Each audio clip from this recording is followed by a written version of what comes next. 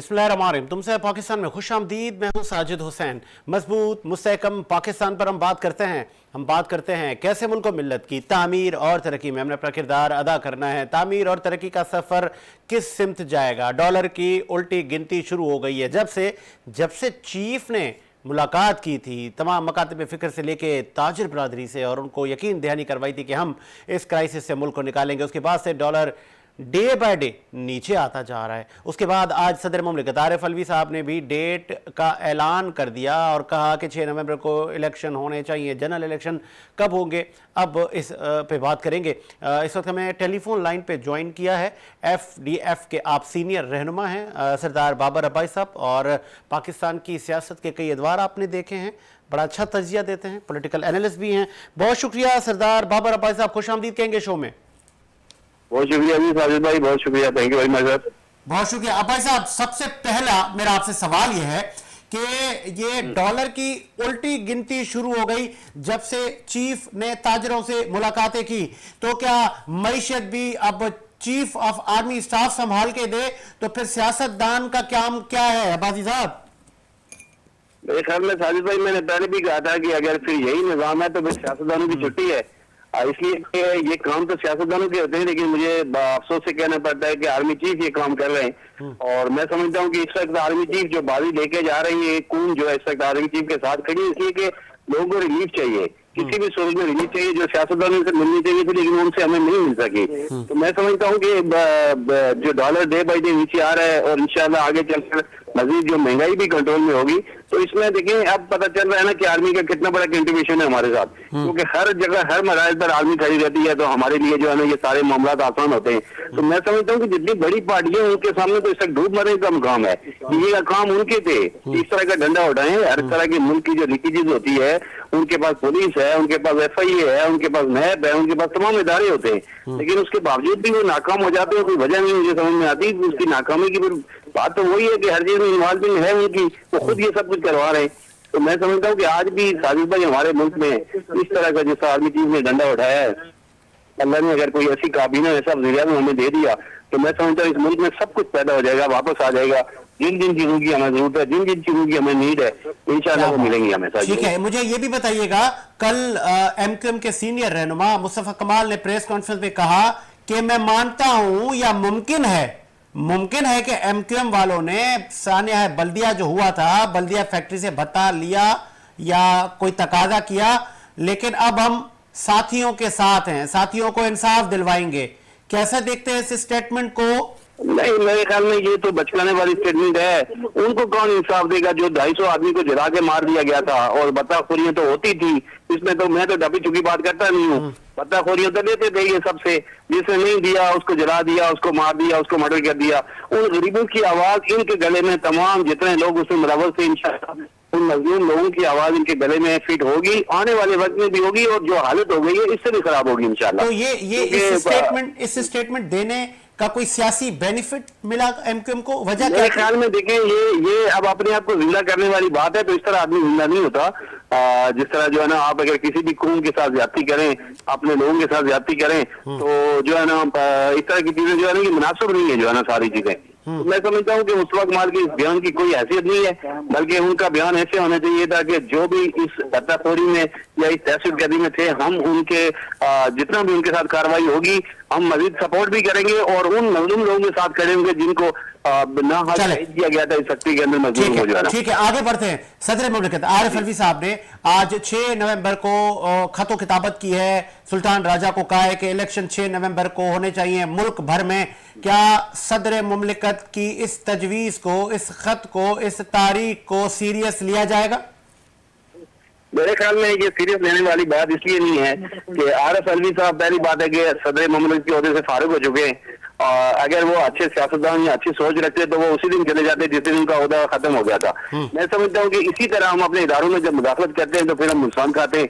भाई election commission का काम है, वो 2 महीने में करवाए, 3 महीने में करवाए, अभी 4 महीने में करवाए, आप थोड़ा वक्त दें। जब मुल्क भीतर स्मित पे चलने शुरू हो जाता है तो यही उंगलियां करने वाले लोग हैं, फिर आप सरहदें उंगली कर दी। जब देख रहा है कि मुल्क अच्छी पोजीशन पे जा रहा है, अब बीच में वो शहीद हुए अपने नाम लिखवाने चाहते हैं। ज़ाहिर है कल उन्होंने खान साहब के पास ही जाना है कि भाई मैं आ गया हूँ और मैंने ऐलान कर दिया है, बाकी हो या ना हो। जब आप लोग जाने वाले हो घर, तो उस वक्त आपको सब याद आता है। मैंने पिछले प्रोग्राम में कहा था कि यही लोग आर्मी की उस वक्त तारीफें फुल बांधते हैं, जब उतरते हैं तो उनके खिलाफ हो जाते हैं। तो ये सूरत हाल जो हमारे मुल्क में है ना, ये दो सियासतदानों को मैं समझता हूं मैच्योर नहीं है। मैच्योर तो फिर इस पे अब्बासी साहब, इस पे एक सवाल बनता है। आपने कहा कि जब ये इक्तदार से जाते हैं तो ये इस्टेब्लिशमेंट के खिलाफ स्टेटमेंट देते हैं, तो फिर इस्टेब्लिशमेंट को भी अब सोचना उनको भी होगा कि नया जो मेरे ख्याल में साजिद भाई, मैं आपकी बात समझ गया हूँ। आपकी जो एस्टेब्लिशमेंट है, या आपकी जो इस तक जो क्यादत है, फौजी क्यादत है, हमें अल्लाह ताला का शुक्र है कि हम उन पर फख्र भी है। और मैं समझता हूँ कि वो ऐसी एस्टेब्लिशमेंट और ऐसी क्यादत है कि ना इन सियासतदानों के जंगल में आएगी ना कुछ, क्योंकि उन्होंने मुल्क और कौम की नहीं सोचना है। मैं समझता हूँ। देखिए, इसीलिए आज अगर मुल्क में कभी, मैं कहता हूँ खुद ये कि कभी मार्शल लग जाता है या मार्शल होता है मुल्क में, तो अवाम मतलब जो है ना, जितनी बड़ी अवाम की तादाद भरपूर सपोर्ट के नीचे निकलती है कि कम अज कम उनको रिलीफ मिलती है हमारे मुल्क में। ठीक है, गो गया, हमें मुझे पता है कि बैरूनी हमें मुश्किलात का सामना करना पड़ता है, लेकिन हमें देखें ना, अभी आप देखें, फर्ज करें आर्मी चीफ ने डॉलर को नीचे लाया तो लोगों को कुछ थोड़ा सा रिलीफ तो मिला ना। तो ये फिर जमहूरियत के जो नारे लगाने वाले ये उनका काम है ना, लोगों को रिलीफ दें सर।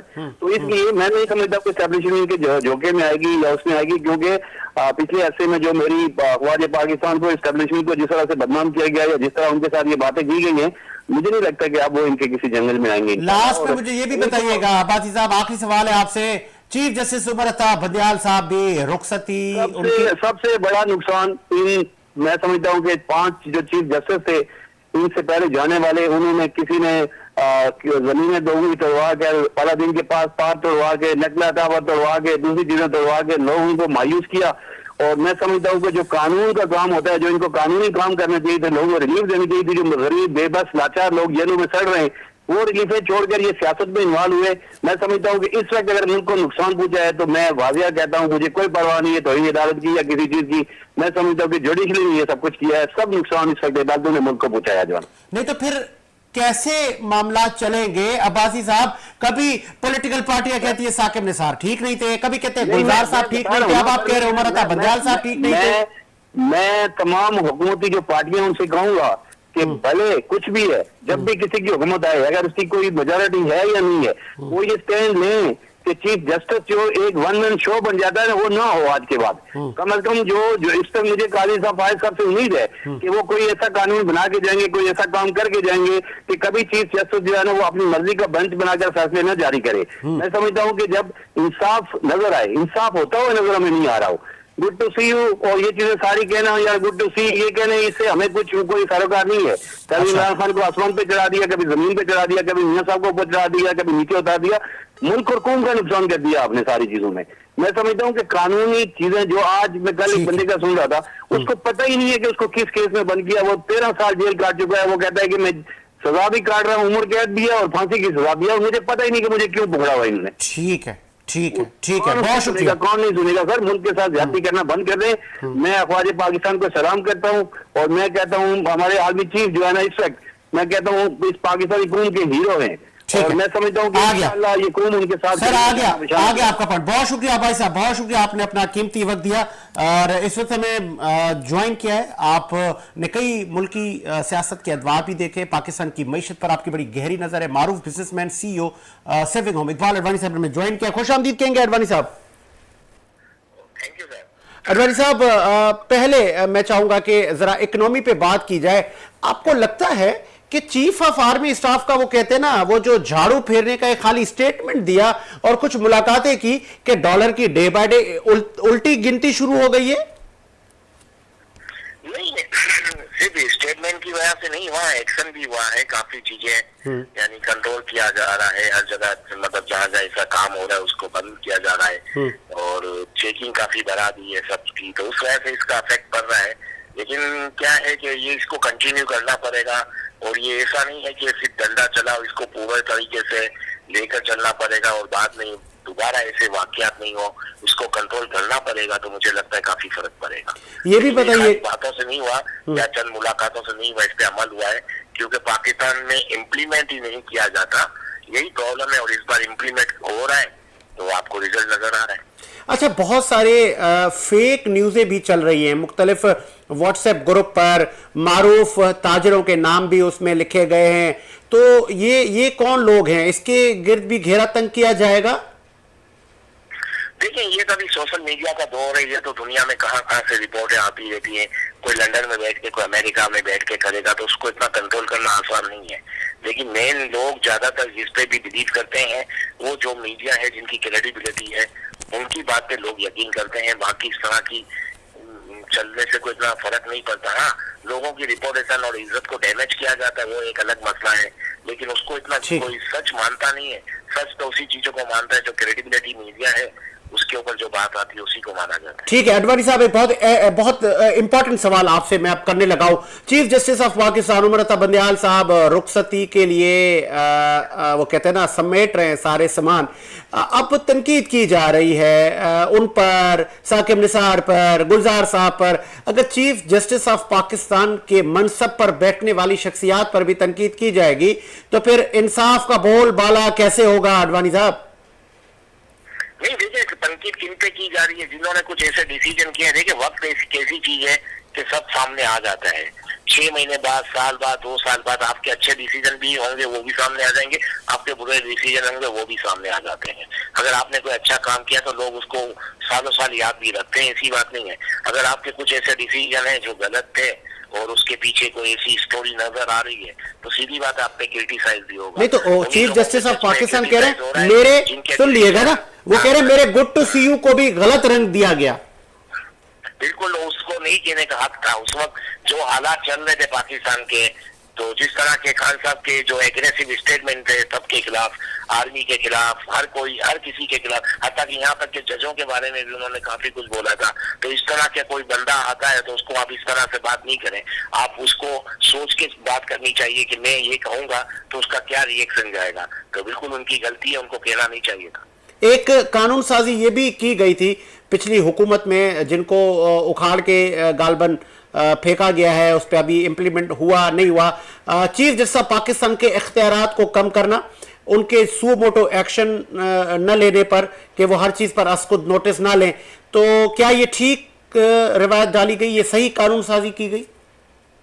बिल्कुल सही कहा कि एक चीफ जस्टिस हर छोटी छोटी चीजों को सो मोटो लेता रहेगा तो किस तरह मुल्क चलेगा। इतने पेंडिंग केस पड़े हुए पाकिस्तान में, उनकी तरफ ध्यान नहीं देता। फाइलों की फाइलें पड़ी हुई है, कितने साल हो गए लोगों के मामला हल नहीं हो रहे, और आप छोटी छोटी चीजों में सो मोटो लेते रहते हो।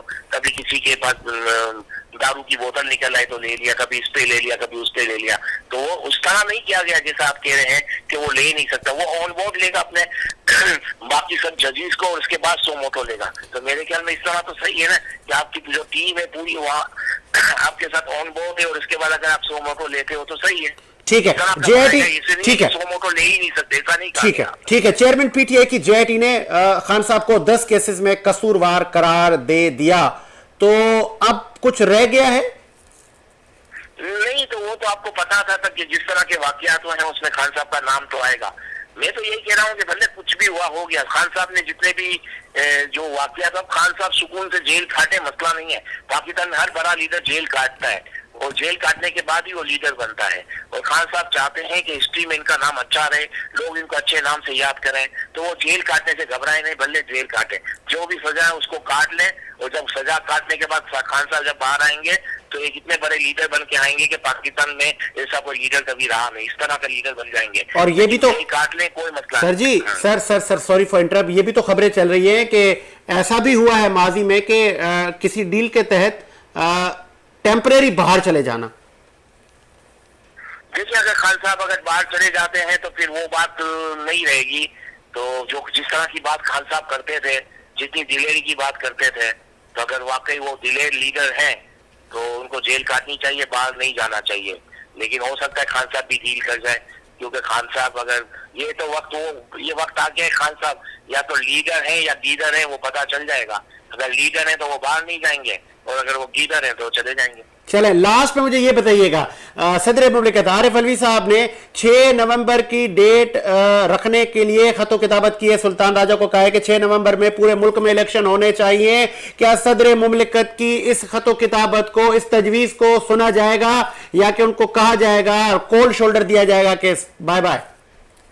देखिए खान, सदर साहब ने जो लेटर लिखा है इससे ये प्रॉब्लम होगी, कंट्रोवर्शियल मामला हो जाएंगे, यानी कंट्रोवर्शियल समझे ना जन्म ले लेगी और ऐसा ही होगा।